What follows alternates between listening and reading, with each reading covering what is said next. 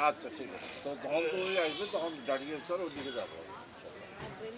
ফজলুলকে তার আসন গ্রহণ করার জন্য বিনীতভাবে অনুরোধ করছি।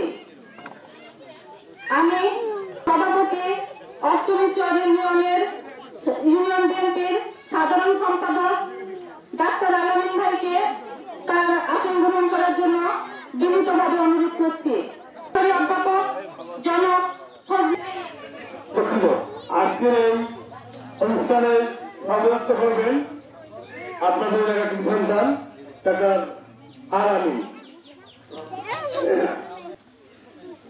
বিসমিল্লাহির রাহমানির রাহিম।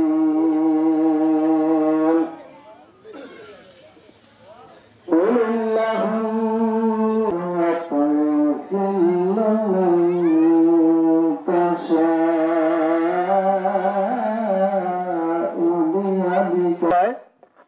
প্রধানমন্ত্রী হিসেবে আসন অলঙ্কৃত করেছেন চিলমারী উপজেলা বিএনপির সম্মানিত আহ্বায়ক বীর মুক্তিযোদ্ধা আব্দুল বারী সরকার।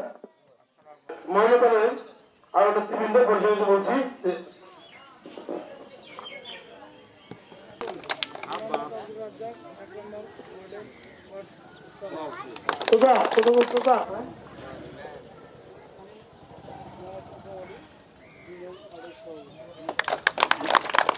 আমি মোহাম্মদ লিয়াকত আলী, বাড়ি আমার ডাটিয়ারচর।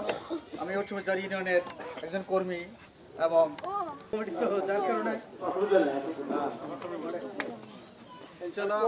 আমি অষ্টমীচর বিএনপির সাধারণ সম্পাদক।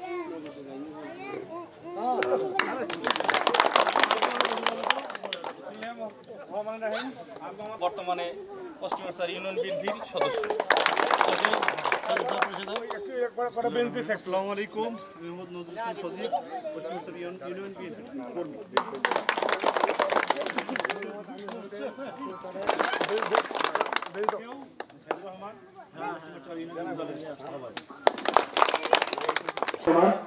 সামনে দেখছি আমি আছে, ধন্যবাদ।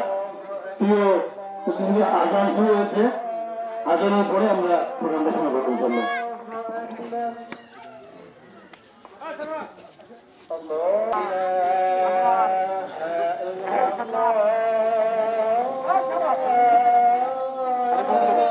ভারপ্রাপ্ত চেয়ারম্যান জনাব তারেক রহমান কর্তৃক জাতির সামনে উপস্থাপিত রাষ্ট্র কাঠামো মেরামতের ৩১ দফা কর্মসূচির সম্মানিত সভাপতি, আমাদের মধ্যে উপস্থিত আছেন আজকের কর্মসূচির প্রধান অতিথি, বাংলাদেশ জাতীয়তাবাদী দল চিলমারী উপজেলা শাখার মধ্যমণি, বাংলাদেশ জাতীয়তাবাদী দল চিলমারী উপজেলা শাখার সম্মানিত আহ্বায়ক, সাবেক সংসদ সদস্য, বীর মুক্তিযোদ্ধা আলহাজ আব্দুল বারী সরকার।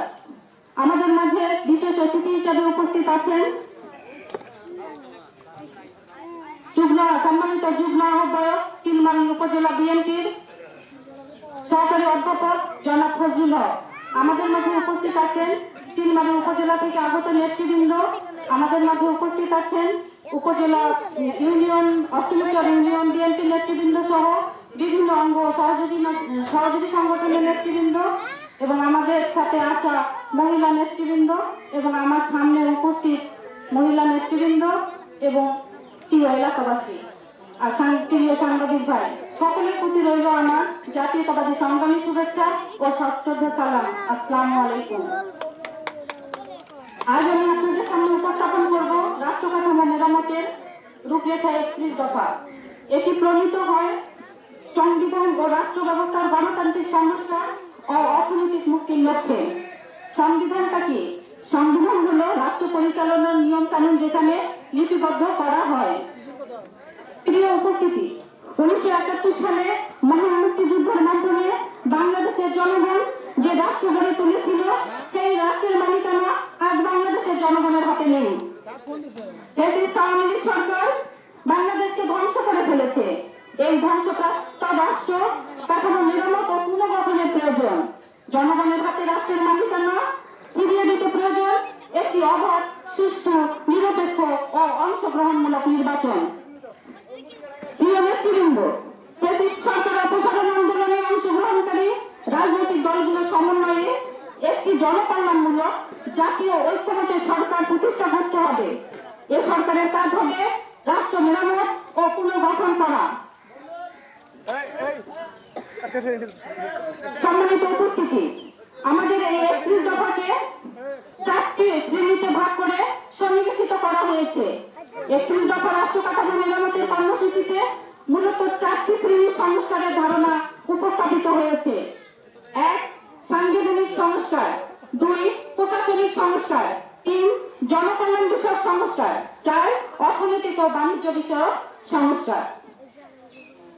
1 নম্বর সংস্কার, সাংবিধানিক সংস্কারের শ্রেণীতে বলা হয়েছে বাংলাদেশের রাষ্ট্র কাঠামো ও সার্বভৌমত্বের নিশ্চয়তা, সার্বজনীন অংশীদারিত্ব, ধর্ম, বর্ণ, গোত্র ও সংস্কারের ভিন্নতা সত্ত্বেও অমূল্য ও মর্যাদাকর জাতীয় পরিচয়ের ধারণা প্রতিষ্ঠা করতে বাংলাদেশের জাতীয়তাবাদের মৌলিক ধারণা প্রতিষ্ঠার প্রত্যয় ব্যক্ত করা হয়েছে এই শ্রেণীতে।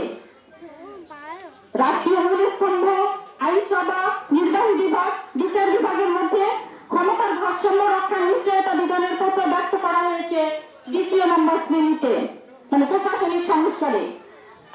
এছাড়া সুষ্ঠু, নিরপেক্ষ, প্রভাবহীন ও অংশগ্রহণমূলক নির্বাচন ব্যবস্থা পূর্ণ প্রবর্তনের মাধ্যমে জনগণের ভোটাধিকার প্রয়োগের অবাধ স্বাধীনতা নিশ্চিতকরণের লক্ষ্যে তত্ত্বাবধায়ক সরকার ব্যবস্থা পূর্ণ প্রবর্তন এই সংস্কার কর্মসূচির অন্যতম লক্ষ্য।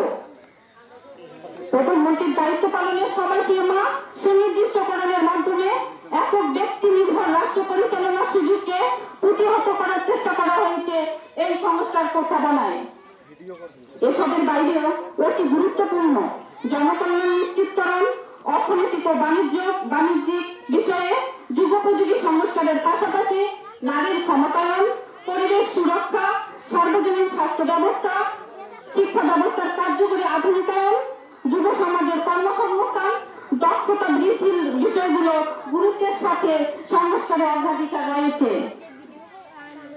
প্রিয় উপস্থিতি, এই ছিল বিএনপির ভারপ্রাপ্ত চেয়ারম্যান জনাব তারেক রহমানের যে 31 দফা কর্মসূচি আছে তার সংক্ষিপ্ত রূপরেখা। আমি এইটাকে এখন এই 31 দফাটা আমি আপনাদের সামনে এক এক করে উপস্থাপন করব। 31 দফার প্রথম দফা, দফা 1, সংবিধান সংস্কার কমিশন গঠন। সংবিধানে অসংখ্য অগণতান্ত্রিক উদ্দেশ্যমূলক ও অযৌক্তিক সংশোধনী সংযুক্ত করা হয়েছে। সর্বশেষ সংশোধনীতে বাতিলকৃত গণভোট ব্যবস্থা পুনরায় সংবিধানে সংযুক্ত করে জনগণের অধিকার পূর্ণ প্রতিষ্ঠা করতে হবে। দফা 2, সম্প্রীতিমূলক সমন্বিত রাষ্ট্রসত্তা প্রতিষ্ঠা ও জাতীয় সমন্বয় কমিশন গঠন। হিংসা ও প্রতিশোধের রাজনীতির বিপরীতে সকল মত ও পাপের বৈষম্যহীন ও সম্প্রীতিমূলক সমন্বিত রাষ্ট্রসত্তা প্রতিষ্ঠা করতে হবে। সেই লক্ষ্যে একটি জাতীয় সমন্বয় কমিশন গঠন করা হবে। দফা 3, নির্বাচনকালীন দল নিরপেক্ষ তত্ত্বাবধায়ক সরকার ব্যবস্থার পূর্ণ প্রবর্তন। দফা 4, রাষ্ট্রীয় ক্ষমতার ভারসাম্য প্রতিষ্ঠা। দফা 5, প্রধানমন্ত্রীর দায়িত্ব পালনের সময়সীমা নির্ধারণ। দফা 6,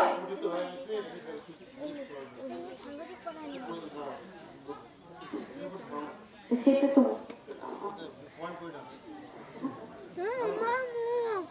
ভাই বলতে 6 দফা 6, আইনসভায় উচ্চকক্ষের প্রবর্তন।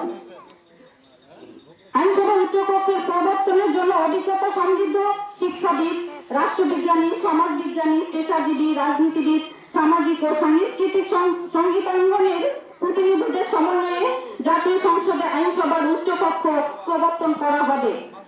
দফা 7, সংবিধানের ৭৪ অনুচ্ছেদ সংশোধন। সংবিধানের ৭৪ অনুচ্ছেদে বলা আছে যে এখানে সংসদ সদস্যদের স্বাধীনভাবে মতামত প্রদানের সুযোগ নিশ্চিত করা হবে এবং ৭৪ অনুচ্ছেদ সংশোধন বিবেচনা করা হবে। দফা 8, নির্বাচন কমিশন ও নির্বাচন ব্যবস্থার সংস্কার এবং সংশ্লিষ্ট আইন ও বিধি সংশোধন।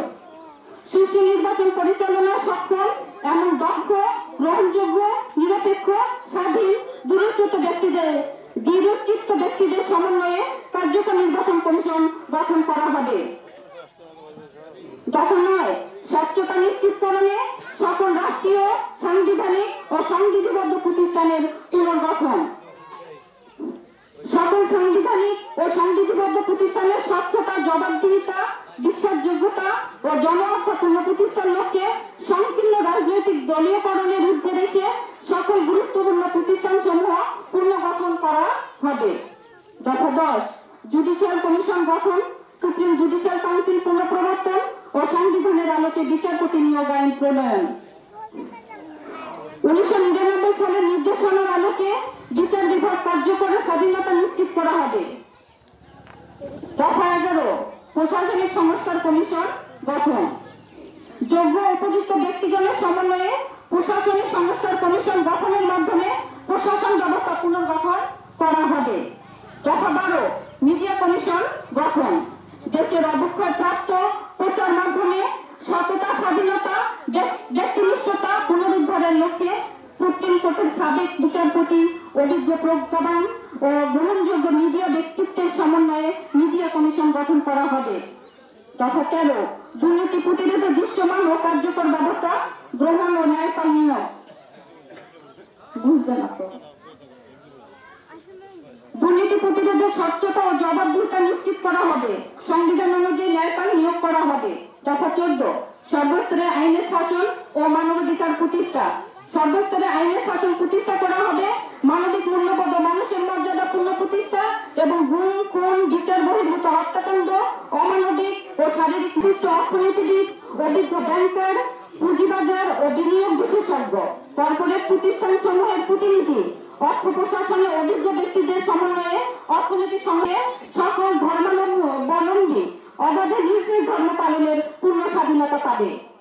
দফা 17, মুদ্রাস্ফীতি বিবেচনায় শ্রমের ন্যায্য মজুরি নিশ্চিত করা হবে, মানে শ্রমের ন্যায্য ও পারিশ্রমিক নিশ্চিত করা হবে, শিশু শ্রম বন্ধ করা হবে, গণতান্ত্রিক ট্রেড ইউনিয়ন অধিকার নিশ্চিত করা হবে, জনসংখ্যার ক্রমবর্ধমান চাপ হ্রাস করার লক্ষ্যে পরিকল্পিত ও পরিবেশ বান্ধব আবাসন ও নগরায়ণ নীতিমালা গ্রহণ ও বাস্তবায়ন করা হবে। এই ছিল তারেক রহমান কর্তৃক 31 দফা, রাষ্ট্র কাঠামো মেরামতের 31 দফা। আমি আজকে আপনাদের সামনে এই 31 দফা পৌঁছে দিলাম। আপনারা তারেক রহমানের বিকল্প নাই, যারা করতে আছেন, মেম্বার হবেন, চেয়ারম্যান হবেন, যারা এলাকা পরিষদের দায়িত্ব নেবেন, বিএনপির দায়িত্ব নেবেন, ঘন ঘন আসতে হবে। আপনার এলাকার সমস্যার কথা তৃণমূলকে বলতে হবে, তরুণকে বলতে হবে, না গেলে না বললে আপনাদের উন্নতি হবে না। কাজেই বলতে চাই যে আপনারা আমার যোগাযোগটা একটু বাড়ান। যদি রিমোট এলাকা আপনাদের থানা রয়েছে সৌভাগ্য, এটা একটু ভুলে হবে না। অর্ধেক যেহেতু নারী, ভোটেরও অর্ধেক নারী, কাজে নারী এবং পুরুষের সংস্পর্শে এই জাতিকে উন্নত করতে হলে সবাইকে আমাদের প্রত্যেকের জায়গা থেকে আমাদের চিন্তা করা করতে হবে, এগিয়ে আসতে হবে। তার নির্দেশনা মোতাবেক আজকে আমরা অষ্টমীশ্বরের মাটিতে যুগল নারী এবং পুরুষ, মা এবং ভাইয়েরা, বোনেরা সকলে মিলে আমরা একত্রে বসে এতক্ষণ পর্যন্ত 31 দফা কর্মসূচির উপরে 31 দফা বয়ান আমরা শুনলাম। আমরা অনেক বিষয় আমরা হয়তো বুঝতে পারেন নাই 31 দফা কি, বোঝার মতো সময়টা যদিও একাধিকবার যদি আলোচনা করা যেত, অবশ্যই যিনি পাঠ করেছেন তিনি আপনাদেরকে বোঝাতে পারতেন। সময়টা অত্যন্ত কম, যেখানে আমার পক্ষে সম্ভব হয়নি। আমি চেষ্টা করবো যাতে করে 31 দফার মূল বিষয়গুলি আপনাদেরকে অবহিত করা, এটা আমাদের নৈতিক দায়িত্ব এবং কর্তব্য। সংগ্রামী ভাইরা, আপনারা এইরকম মাঠে বসে ইতিপূর্বে কোনো সময় বিএনপির কোনো জনসভা বা আলোচনা সভা কিংবা কর্মী সভা করতে পারেন। আজকে আল্লাহ পাকের অশেষ মেহেরবান, এই জুলাই বিপ্লবের মধ্য দিয়ে আজকে সময় এসে গেছে সকলেই আমরা প্রাণ খুলে মন খুলে আমরা কথা বলতে পারতেছি, যেটা ইতিপূর্বে ছিল না। আমরা এই কথাটা কি আপনারা একমত? আগে আমরা পারিলেই কথা বলতে, এখন আমরা পারি। কথাটা ঠিক আছে? কাজেই এটি কি আমাদের সুযোগ, এই সুযোগটাকে হাতছাড়া করা যাবে না। আর যাতে ভবিষ্যতে কেউ এমন কোন দেশের শাসক না আসে যে শাসক আমাদের কণ্ঠ আমাদের রোধ করবে, আমাদের কথা বলতে দেবে না। এই জন্যই বিএনপির পক্ষ থেকে আপনাদেরকে আহ্বান জানাচ্ছে, আসুন দেশটাকে আমরা চিন্তা ভাবনা করে যাতে করে সুযোগ এসে গেছে, এই সুযোগ থেকে কাজে লাগিয়ে দেশটাকে আমরা গণতান্ত্রিক উপায়ে জনগণের প্রতিনিধিরা যেন দেশ পরিচালনা করতে পারে। আপনারা তো মনে করতে পারেন নারী কেন, এখন যদি বলি আমি নারী কেন, কয়েকদিন আগে এলাকার মধ্যে ছিল না দুষ্টমাদের কাজ দেয়নি, দেয়নি, কথাটা আওয়াজ করে পুরুষরা দিতে কিনা 4 থেকে 5,000, 6,000, 7,000 টাকা দিচ্ছে। 4 থেকে 5,000, 6,000, 7,000 টাকা দিচ্ছে। কথা লেগে ঠিক আছে? কাজে যাতে করে জনগণের প্রতিনিধি আগামীতে এমন ধরনের দুর্নীতি করতে না পারে, আমরা সেখানে মহিলাদেরকে সামনে নিয়ে আসছি যে আপনারা এগিয়ে আসেন, আপনারা কাকে টাকা দিচ্ছেন, কিসের টাকা দিচ্ছেন, এই টাকা দিয়ে আপনার লাভ হবে কি? কথা বোঝা গেছে? এখন তারেক রহমান সাহেব আমাদের 31 দফার মধ্যে একটা জিনিস একটা চিন্তা করছে। 31 দফার মধ্যে একটা ফ্যামিলি স্মার্ট কার্ড, যেটাকে বলা হয় ফ্যামিলি স্মার্ট কার্ড, প্রতিটি পরিবারের জন্য একটি করে কার্ড থাকবে, যে কার্ডটা ব্যবহার করলে ওষুধ পাবেন, ফার্মেসিতে গেলে নির্জয় নামে, গলামালার দোকানে গেলে মালপত্র ক্রয় করতে পারেন নির্ধারিত মূল্যে। অর্থাৎ প্রতিনিয়ত এই কার্ডটা ব্যবহার করলেই আপনারা আপনাদের রাষ্ট্রীয় সুযোগ সুবিধা সম্পূর্ণভাবে কোনো ধরনের দুর্নীতি কিংবা অপ্রচেষ্টা কিংবা দালালের খপ্পরে পরে আপনাদেরকে গ্রহণ করতে হবে না। কিন্তু মনে রাখতে হবে এই ফ্যামিলি কার্ডটা কার নামে হবে, এটা আপনাদের প্রশ্ন কিনা। এখন আমি চিন্তা করেছি, আমাদের জাতীয় পর্যায়ে নেতৃবৃন্দ চিন্তা করেছে এই ফ্যামিলি কার্ডটা অনেক একটা পরিবারের একটি ফ্যামিলি কার্ড, সেটা একটা হবে মহিলার নামে। অর্থাৎ ওই পরিবারের যিনি সবচেয়ে বড় বয়স্ক সম্মানিত ব্যক্তি, মা, চাচি, ভাবি এরকম হতে পারে, তার নামে ফ্যামিলি কার্ডটা হবে। এখন আপনি বলতে পারেন ফ্যামিলি কার্ড কেন মহিলাদের নামে করা হবে? পুরুষদের উপরে চিন্তা ভাবনা করে দেখা গেছে আমাদের ছেলে সন্তানরা সবাই রাত্রিবেলা ওই ল্যাম্প গায়ে দিয়ে মোবাইল টেপে লেখাপড়া নাই, মোবাইলে জুয়া খেলে, অনলাইনে জুয়া খেলে, কোথাও ঠিক কিনা? কাজে মহিলারা কিন্তু এই কাজটি করে, মহিলারা এই কাজটি করে না। যে কারণে অধিকতর সাশ্রয়ী হওয়ার জন্য, অধিকতর পরিষ্কার হওয়ার জন্য মহিলাদের কর্তার একটি তার নামে ফ্যামিলি কার্ড হবে। আর একটি সাবধান, আমরা কিন্তু চাচ্ছি মহিলাদেরকে আস্তে আস্তে আস্তে আস্তে সমাজের ভালো পর্যায়ে নিয়ে আসা। পরীক্ষা দিয়েছে, তারা পাস করেছে। কিরকম পাস? একখানে ভাত রান্না করে পরিবারের সকলকে খাওয়ায়, যদি থাকে মহিলা খায়, আমার মা ভাবি খায়, যদি না থাকে বলে না যে আমার রান্না করি খাই, তাও করে না, ওই পানি ঢালি দিয়ে একটু ইয়ে করে খেয়ে থাকে। এতে করে সংসারে বরকত হয় না, নষ্ট হয়, কি বলে বরকত হয়। কাজেই সেদিক থেকে মহিলা কিন্তু ন্যায় বিচার কিন্তু সবাইকে দিয়ে, যদি থাকে খাই, না থাকে না, না থাকে কেউ দাবি নেই পুনরায় এই কাজটা করে আমার খেতে হবে। কাজেই ফ্যামিলি কার্ডটা যদি তার নামে হয়ে যায়, সেই কার্ডটা বিক্রি করে কারো কাছে টাকাও নেবে না। কিন্তু সাবধান, যার নামে ফ্যামিলি কার্ড হবে তাকে মারপিট করা যাবে না, নারী নির্যাতন করা যাবে না, তাকে অধিকার, তাকে সমান অধিকার তাকে দিতে হবে। যদি আমরা না দিই, তাকে যদি আমরা কথায় কথায় বিদায় দিই যে তোমাকে দিয়ে সংসার হবে না, তুমি চলে যাও, তাহলে কিন্তু ফ্যামিলি কার্ডটা নিয়ে চলে যাবে, আপনার ভাগ্যের ফ্যামিলি কার্ড থাকবে। কথাটা বোঝা গেছে? কথাটা বুঝতে পারছেন? আপনার মনে করেছিলেন আমাদের আমরা এই জন্য করেছি নারীকে নেতৃত্ব দেওয়ার জন্য উপযুক্ত ভাবে গড়ে তোলার জন্য, নারীর অধিকারকে সামনে রাখার জন্য। এই যে কথায় কথায় 7,000, 5,000, 3,000 তাকে ঘুরে দিতে হয়, যে কোনো কাজে যান দুষ্টমাতার কাজ, পৃথিবীর কাজ, যেগুলো খালি গেলেই টাকা হয়। এই যে দুষ্টমাতার কাজ 4,000 টাকা দিচ্ছে, মিথ্যা কথা নয়। আর যাকে করে এই একটি কথা বাস্তবায়ন করলে আর কোনদিন কাউকে আপনাদেরকে ঘুষ দিতে হবে না। দ্বিতীয় পর্যায়ে আমরা আসি এখন। আমাদের প্রথমে আমরা বলছি যাতে করে আর এমন দিন না আসে যেদিন আমরা কথা বলতে পারবো না। এখন কথা সবাই বলতেছি, অনেকে অনেক কথাই বলতেছে, অনেকে অনেক কথাই বলতেছে। আমাদের কথা বলার কিছু নেই। আমাদের দলের প্রতিষ্ঠাতা হচ্ছে জিয়াউর রহমান, ঠিক কিনা? জিয়াউর রহমান এই দলটাকে সৃষ্টি করে গেছে। এই বাবা জিয়াউর রহমান এই দলটাকে সৃষ্টি করে গেছে। তার অকাল মৃত্যু, তাকে মেরে ফেলা হয়েছে। জাতীয় এবং আন্তর্জাতিক চক্রান্তের শিকার সে হয়েছে। যদি তিনি বেঁচে থাকতেন দেশের অবস্থা আরো ভালো হতো, আরো ভালো হতো। সাফিয়া রহমান ফেরাগনের ছাতু খায়া আমাদের দিন গেছে, ঠিক কিনা? আমরা কাউরের চাল, ধানের চাল মিশন করে রান্না করছি, তাই খাইছি, ঠিক কিনা? আল্লাহর মধ্যে জিয়াউর রহমান এসে আমাদের বিদেশি গমের চাষ শিখেছে, খাদ্য উৎপাদন বেশি করে কিভাবে হয় তা শিখিয়েছে।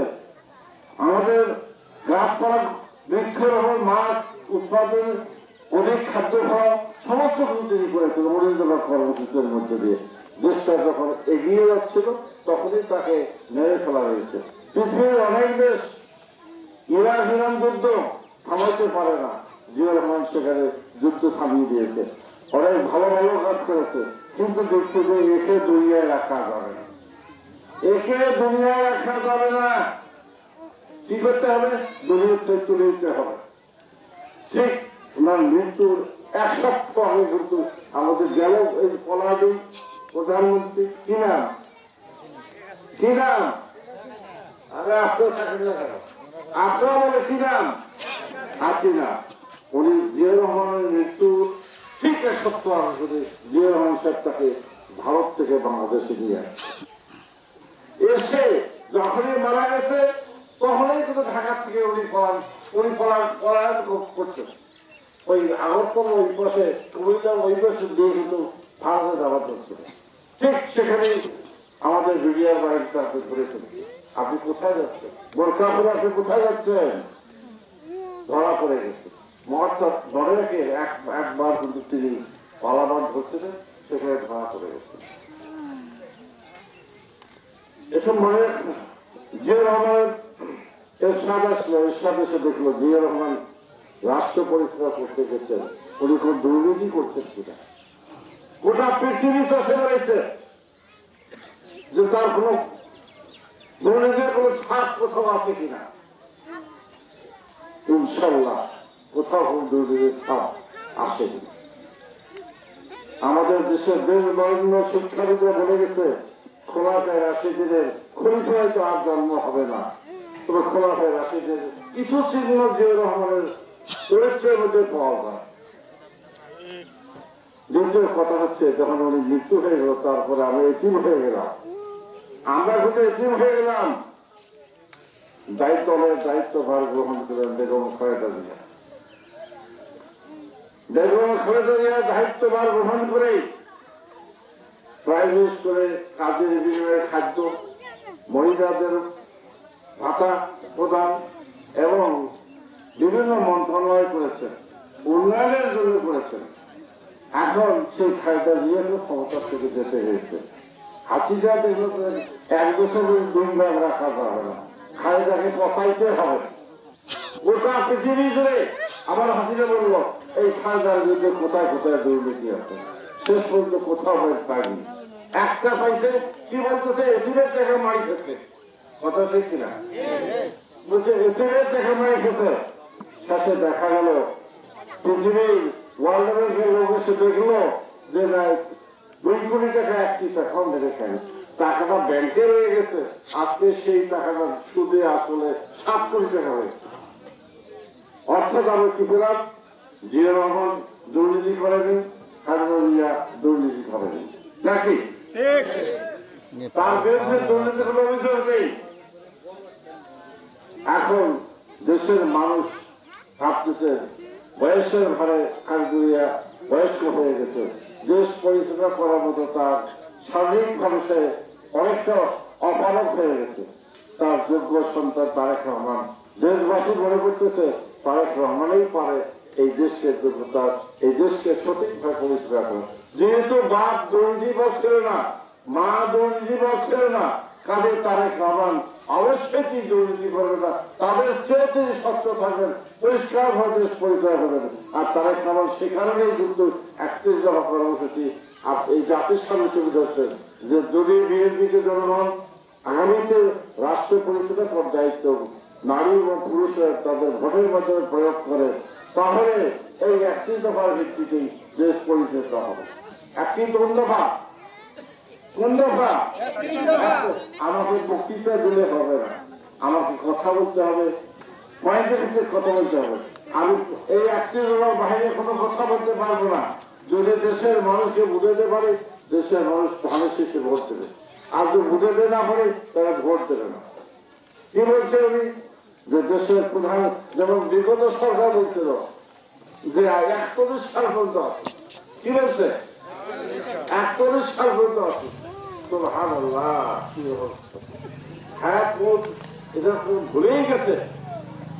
হায়াতের মালিক যে আল্লাহ, তাকে ভুলেই গেছে। 41 সাল পর্যন্ত থাকে। তারেক রহমান বলছেন যে না, যদি বিএনপি ক্ষমতায় যায়, আমাদের দল যদি ক্ষমতায় যায়, তো একটা বল 2 টার্মের বেশি ক্ষমতায় থাকতে পারবে না।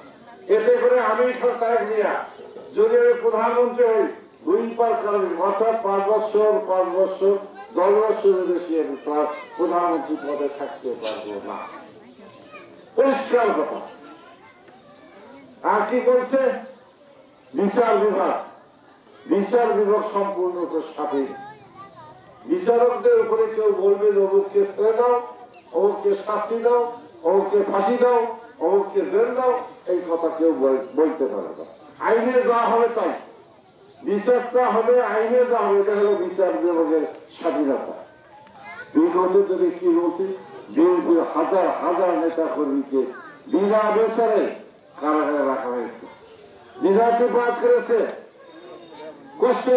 আয়না ঘরে ছিল, আমি জাতি জানেন আয়না ঘরে বাংলাদেশে আছে, কিন্তু ভাবতে আমাদের অবাক হয়। কি মানুষকে পরিবহন কষ্ট দিয়ে আয়নার ঘরের ভিতরে রাখে। কাজেই আমার একটু বিচার ব্যবস্থার কথা এই 31 দফার মধ্যে উল্লেখ আছে, যে বিচার ব্যবস্থায় আমরা সবসময় সুবিচার হব, অন্যায় অবিচার হবে না, সুবিচার হবে। যদি একটা প্রধানমন্ত্রী দুইবারের বেশি থাকতে না পারে, তার পক্ষে আর অবিচার করার সুযোগ থাকবে না। কাজে দেশে গণতন্ত্র একটা অপবাদ আছে যে দিনের ভোট রাতে হয়, কথাটা শুনছেন কিনা? আর ভোট ছাড়া মেম্বার চেয়ারম্যান হয়, কথাটা শুনতে সত্য কিনা?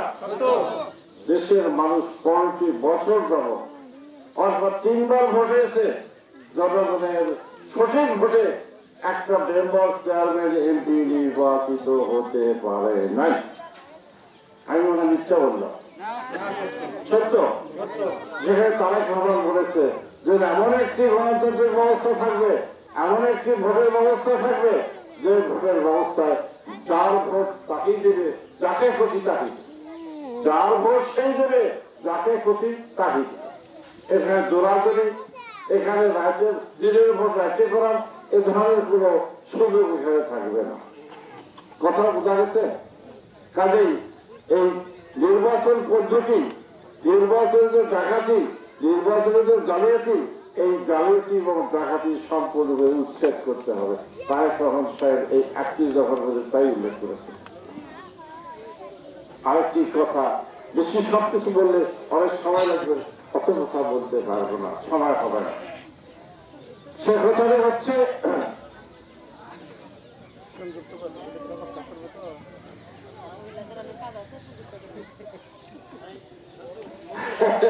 কথা বলতে বিভিন্ন বলছে যে আমার বাড়িতে ভাত পাক করা হয়েছে, তাড়াতাড়ি কথা শেষ করবো না, এই কথা বলছে। বেশি কথা বলা যাবে। বেশি কথা বলা যাবে না। শেষ কথাটা হচ্ছে আমাদের দেশের মধ্যে আরেকটি দল এসে গেছে, আমাদের দেশে একটি দল এসে গেছে যারা কথা বলে আমরা দুর্নীতি মুক্ত একটি দেশ দেশ গড়ব। তারা বলে দুর্নীতি মুক্ত একটি দেশ গড়ব। আমরাও করতেছি, জিয়া রহমানের কথা বলতেছি, খালেদা জিয়ার কথা বলতেছি, তারেক রহমানের কথা বলতেছি। আমরা যারা তারেকের দল করি আমরাও বলতেছি, আমিও বলতেছি 45-46 বছর থেকে বিএনপি করি, দুর্নীতির সাথে কিন্তু আমার কোনো সম্পর্ক আমার নেই। আমি সেভাবে জিয়ার সঙ্গে খাওয়ার জন্য সেই যোগ্যতা নিয়ে তোমার চেষ্টা করেছি, বাদবাকি আল্লাহ হচ্ছে। এখন তারা বলতেছে যে আল্লাহ আইন দেশের মাটিকে আল্লাহ আইন প্রতিষ্ঠা করতে হবে।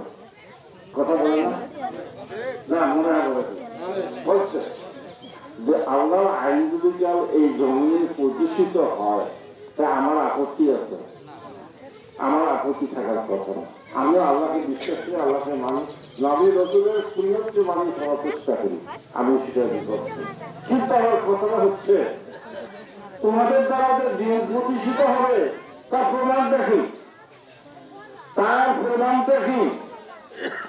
তোমাদের মধ্যে কি দুর্নীতি নেই? তোমরা কেন মসজিদে খুতবা দাও না? মাদ্রাসার প্রিন্সিপাল হতেন, জামাতে ইসলাম করেন, খুতবা দেন না, সাহসটা নাই কেন? কি কাজ করবো? আমার হাত দিয়ে ঘুষ দেওয়া হয়। এখন ঘুষের খুতবা দেওয়া এক জিনিস না। খোলাতে রাশি ধরে দ্বিতীয় খলিফা গোটা পৃথিবীর মধ্যে শাসন করে গেছেন, যার ভয়ে সেই দেশ সমক যে গ্রামের প্রতিপালন করে তার মেয়ে বলছে বাবা তুমি দুধে পানি দিও না, যদি হত উমর দেখে। এত আতঙ্ক ছিল। এখন উমরের চরিত্র যদি আমাদের দেশে এসে যায় অবশ্যই আমরা সেটাকে মেনে নেব। কিন্তু ধর্মের যেমন মুক্তিযুদ্ধের কথা বলে আওয়ামী লীগ আমাদেরকে বারবার ভুলা দিয়েছে চোখের মধ্যে। মুক্তিযুদ্ধের চেতনা মানে কেন? মুক্তিযুদ্ধের চেতনা মানে কেন? আওয়ামী লীগ অন্য কোনো ধর্মের স্বাধীনতা নিয়ে এই কথা বলেনি। কাজে এই সমস্ত ভোট আসবে, এই সমস্ত কথাবার্তার কোনো দাম থাকে। আমরা প্রথমে বিশ্বাসী যে আমরা গণতন্ত্রে বিশ্বাসী, যে আমার কথা অধিকার থাকবে, যার ভোট সেই দেবে, যাকে খুশি তাকে দেবে, বিচার ন্যায় বিচার প্রতিষ্ঠিত করবো। সকলে আমরা উন্নয়নের রোড মাপে আমরা চলবো। আমরা কেউ কারো প্রতি আমরা বিদ্বেষ না রেখে, শত্রুতা না রেখে, কোন পার্থক্য না রেখে আমরা এগিয়ে যাবো। কাজে এই কথাবার্তা আর বেশি বাড়াবো না। আপনারা দীর্ঘক্ষণ আমাদের কথাবার্তা শুনলেন, ধৈর্য সহকারে শুনলেন। আরো কথাবার্তা হবে ইনশাল্লাহ। তারেক রহমানের সালাম আপনারা গ্রহণ করুন। তারেক রহমান ইতিমধ্যে দেশবাসীর কাছে আহ্বান জানিয়েছে, আগামী সংসদ নির্বাচন হবে, সেই নির্বাচনে বিএনপি অংশগ্রহণ করবে। সেই নির্বাচনে আপনাদের দেশবাসীকে ধানের শীষে ভোট চেয়ে আহ্বান জানিয়েছে দেশ সেবার সুযোগ করে দেওয়ার জন্য। আপনারা সকলেই ছাত্র, যুবক, বৃদ্ধ যারা আপনারা রয়েছেন, মা বোনে রয়েছেন, সকলে ধানের শীষ বার্তায় ভোট দেবেন। আর ধানের শীষ বার্তাটাই হচ্ছে দেশের উন্নতির প্রতীক, দেশের উন্নয়নের প্রতীক। কাজেই রাফলাভাবে কোনোভাবে যেন ভুল না করি আমরা, কারণ ভোট হবে যেভাবে হবে।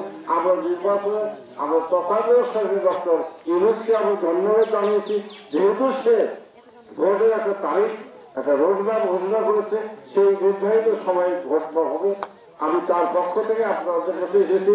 এই 2 নম্বর 3 নম্বর ওয়ার্ডে সব এলাকায় যেতে পারলে ভালো লাগতো। যদিও এলাম ওখানে হেদরগড় ওখানে যায় দেখি অনেক ভালো, অনেক লোক। তারপরে হাজার মার্কেট ওখানে যে অনেক লোক, লোক সবখানে আছে, সবার সাথে দেখা হলো না। আমরা যারা আমরা আছি আমাদের সরব তারেক রহমানের পক্ষ থেকে আপনারা গ্রহণ করবেন। আপনাদের সকলকে সালাম ইনশাল্লাহ, আপনারা সালাম দেবেন। আর আমরা আর একটা জিনিস দেখেছি, আমাদেরকে লোকটা ঘুরিয়ে নিয়ে আসছে, অথচ ওইখানে নিয়ে আমাদের সরাসরি আসতে পারবেন ঠিক না, ঠিক না? কিন্তু সময় নষ্ট হয়ে গেছে। কিন্তু সময় নষ্ট হোক, ভেদুর জাতিগুলো দেখেছি এই নটাখালী বাজারের দুঃখ হচ্ছে এই নদীটা নড়াটা ঠিক দুঃখ না। ওটা তো না ভাঙতো তাহলে বাজার থাকতো, এই বহর থাকতো, এই বয়া থাকতো, আর একটা নটাখালী গুরুত্ব হতো, ঠিক কিনা? ইনশাল্লাহ আমি কথা দিচ্ছি আপনাদেরকে, বিএনপি আগামী যে রাষ্ট্র ক্ষমতা আপনাদের রায় দিয়ে যেতে পারে, এই ধারাটার কাজ প্রথমেই নদী ভাঙার হাত থেকে রক্ষা করা হবে। আমি আপনাদের কথা দিয়ে যাচ্ছি, আমার জন্য ভোটের কথা আমি তাই প্রমাণ করবো, ধানের শীষের ভোটের কথা আমার করছি। আর যাদের সাথে আমার দেখা হয়নি তাদেরকে আমার সালাম দেবেন, যে বাড়ি ভাই চিন্ময় থেকে আসছিল, বেগম খালেদা জিয়ার পক্ষে পক্ষে আসছিলাম, মা বোনদের অনুরোধ করে যাই, আপনারা সকলেই বাড়ি গিয়ে সঙ্গে বলবেন একমাত্র নারী এবং পুরুষের সমতা রেখে দেশের উন্নয়ন করতে চায় বাংলাদেশ জাতীয়তাবাদী দল তথা বিএনপি। সরকার সাহেব এবং আরো উপস্থিত আছেন চিলমারি উপজেলা আহ্বায়কের যুগ্ম সাধারণ যুগ্ম আহ্বায়ক জনাব ফজলুল হক। এখন একটু ভেলুর মোড়ের দিকে একটু ঘুরে আসি।